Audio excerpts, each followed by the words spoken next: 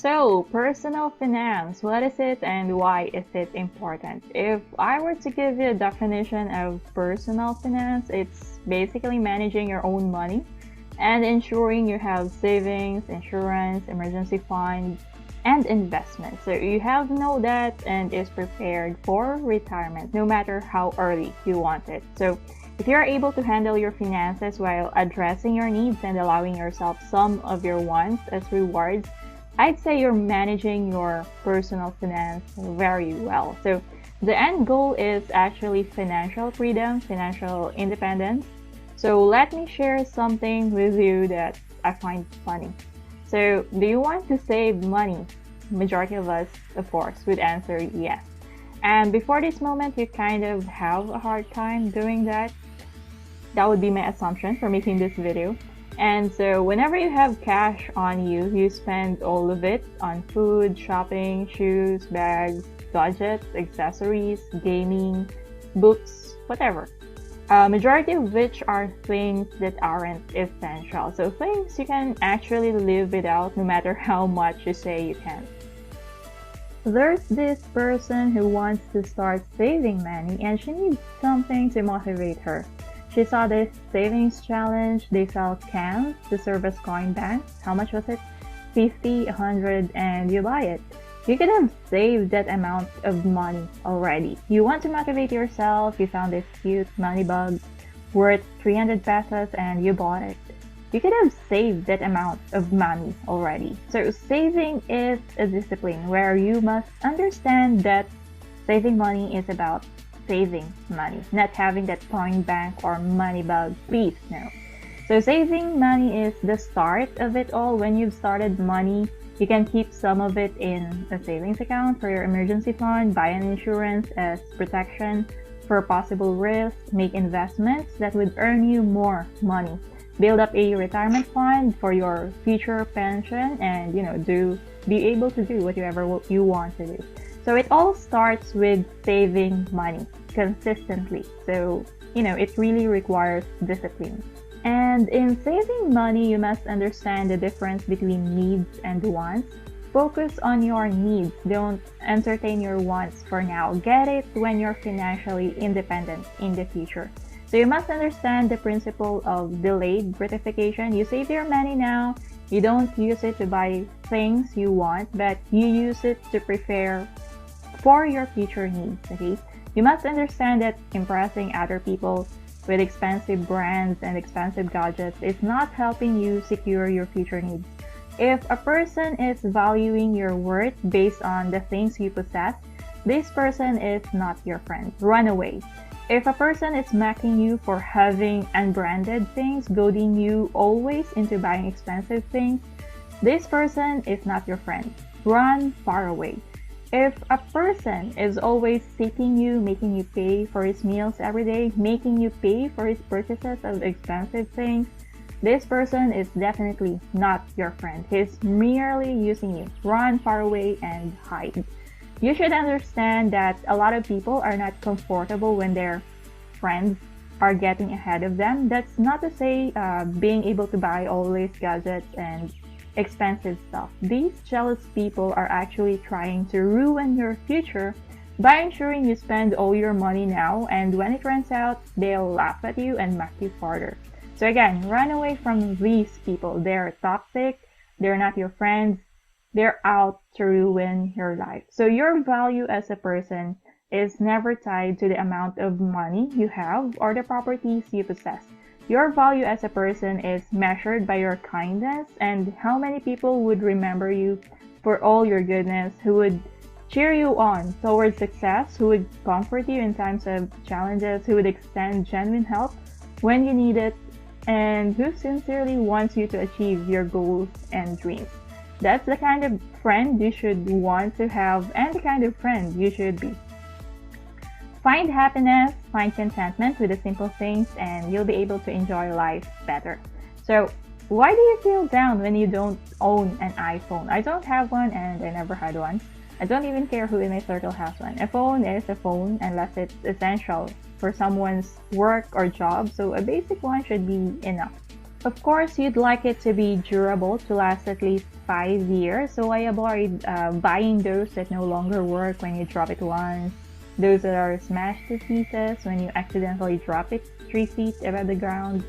When buying things, you must consider its function, the durability, the design, do you like it, and the price. Is it reasonable? We'll go over the pricing later. What price is reasonable?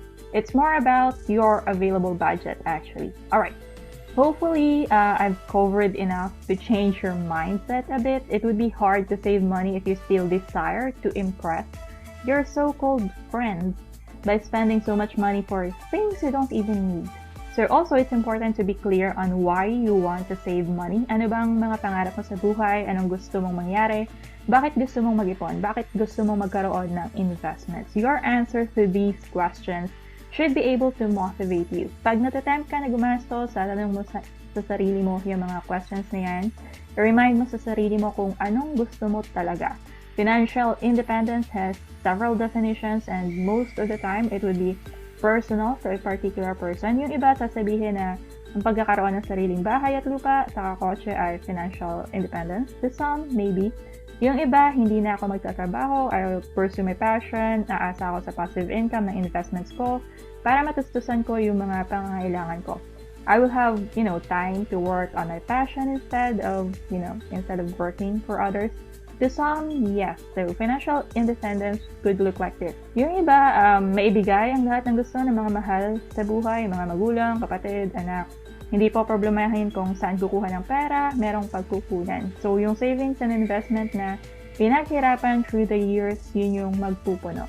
So, ikaw, what does financial independence look like to you? Take the time to imagine it. What exactly do you want to achieve with your personal finance? Alright. Let's begin with the actual lecture. Savings. I would approach it in this video assuming that most of you are fresh graduates looking for work or new to work, employees having an 8-to-5 job, or a self-employed chasing after your passion and trying to make a living out of it. And of course, hindi kayo mayayaman na may savings na at maraming properties under your name. This is for people na maraming obligasyon sa buhay, sinusuportehang pamilya, minsan kinakapos ang kita, may mga kagustuhang mag-ipon para sa kanilang future. So let's discuss budgeting to save money. Budgeting for personal finance to have savings goes like this. Income minus savings equals expenses. Most people think that savings is what's left after spending. No, it's what you set aside before you spend what remains. Unahin mo muna yung savings bago ang kagastusan. Kung uunahin mo yung kagastusan, malamang sa malamang ay ubos yung kinita mo. Halos wala nang matitira para sa savings mo. Meron man, konting-konti lang. So the right way to save is actually setting it aside from the very beginning. So let's have an example. So parang activity na rin to for you. So be prepared, get a pen and paper. In a 15-day payroll, kumikita ako ng, let's say, 5,000. Sa simula, kung baguhan ka pa lang sa pag-save, so huwag mong biglain ang sarili mo. Start from a small amount. So let's say, 500, itatabi mo na agad. Yung matitira na 4,500, yan yung gagastusin mo. Sa kagastusan, uunahin dapat ang mga pangangailangan. Need. So you have rent sa bahay, kuryente, tubig, cable, internet, the essentials. And of course, pangkain. So, since unang kinsenas ito, ang due pa lang sa amin ay kuryente, tubig, at cable. Inaabot ng 2,000. So, may 2,500 pa. Pangkain. Bili ka ng bigas, dilata, noodles, kape, pansahog. Bili ka ng fresh na fish or meat once or twice a week. Kung may celebration, bili ka ng, cake or something, spaghetti. Okay, bahala kang diskarte. Ikaw ang magde-decide kung alin ang bibigyan mo ng priority. I do give tithe, so that's 500 then. I made a faith promise to support mission, so another 500. Okay, so paano na? Well, I'm not the only one with a source of income in our household. So yes, yung utilities, ako ang sumasagot, binabayaran ko through apps. Minsan I go out to buy groceries, ambag sa mga kakainin for the next 2 weeks before yung kasunod na sweldo. The rest ng mga pangangailangan sagot nung mga kasama ko sa bahay. So it's essential na sa simula pa lang may agreement na kayo ng mga kasama mo sa bahay kung meron. Diba? Kung sino ang sasagot sa mga common expenses, you can't let them think na ikaw ang sasagot sa lahat. Okay? You should let them know that you have other expenses as well. So, namamasahe ka pagpunta sa work, nagla-lunch ka sa work, either bumili ka ng pagkain or magbaon ka na lang. Sa amin, mas tipid kung nagbabaon. So, the next payday, 5,000 ulit. Sabi mo muna ulit yung pang savings mo, 500. Okay? Siguro next month mo nilang lakihan. Gawin mong 750 every payday. Or kung medyo malakas ang loob mo, ay di 1,000 agad every payday. So, anyway, babayaran naman ang internet, 1,400. Tithes and faith promise ulit, 1,000. The rest for food contribution na sa aming bahay. So, that's it. Ako, for a long time, I've been frugal. I started budgeting my own allowance in high school, sophomore year. So, hinihingi ko kay mother ay monthly allowance. Kapag daily ang bigay, wala talagang natitira. Kung may matira man, ginagamit, pambili ng chicheria kasi nakakagutom mag-aral. So, ubos na, wala na save. Anyway, that was the start for me. Over the years, nag-save ako ng pera for a shirt, for a pair of shoes, for a hat that I wanted, for a bag, for a flash drive na gamit ko nung college, and then for a book that I wanted to read.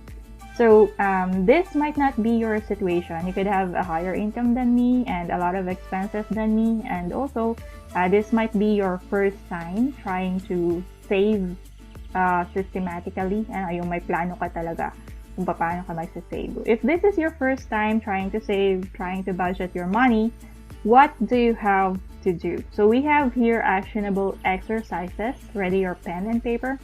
Number 1, tapos 2 things. Number 1, how much savings do you want to have every month or for the year?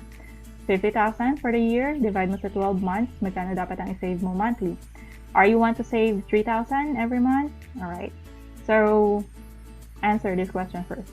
Tapos, depende sa level of income mo at sa level ng savings na gusto mong ma-achieve, you have to decide on this now before you move on to the next step. You can pause the video, decide on it. If you're done, alright, next, 2 things. On one side of your paper, list down all your monthly income. Get the total. Kung meron kang variable income, siguro get the average amount. Variable income, kagaya nung teaching pay ko. Last semester, 2 subjects lang. This semester, I have 4 subjects. So, other example, commissions. Kung nagbebenta ka ng products ng iba, tapos may natatanggap kang commission. For every sale, every month, nagbabago yung amount, diba? Depende sa naibenta mo. So, in this case, get the average lang. Or yung safe amount. Yung conservative amount na tinatawag, yung middle ground. If not yung pinaka-base, okay? Pinaka-mababang amount na matatanggap mo. On the other side, list down all your monthly expenses naman. Okay? Mga obligasyon, mga kagastusan. Unahin mo yun. So, you have your rent, utilities, subscriptions. Gumagastos ka ba sa load?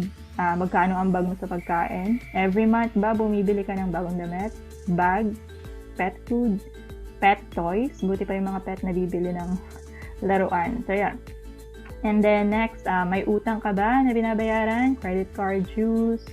Here, yung monthly lang na ginagastos mo talaga. Okay? When you are done with that, get the total. Tapos sa likod, siguro, yung papel mo or on a new one, ilista mo yung mga gastos na tipong once or twice a year lang. So, kunwari, new phone, bumibili ka ba every year? New bag, once a year din, bumibili ka. Annual dues sa credit card, siyempre, once a year lang yan, annual dues nga.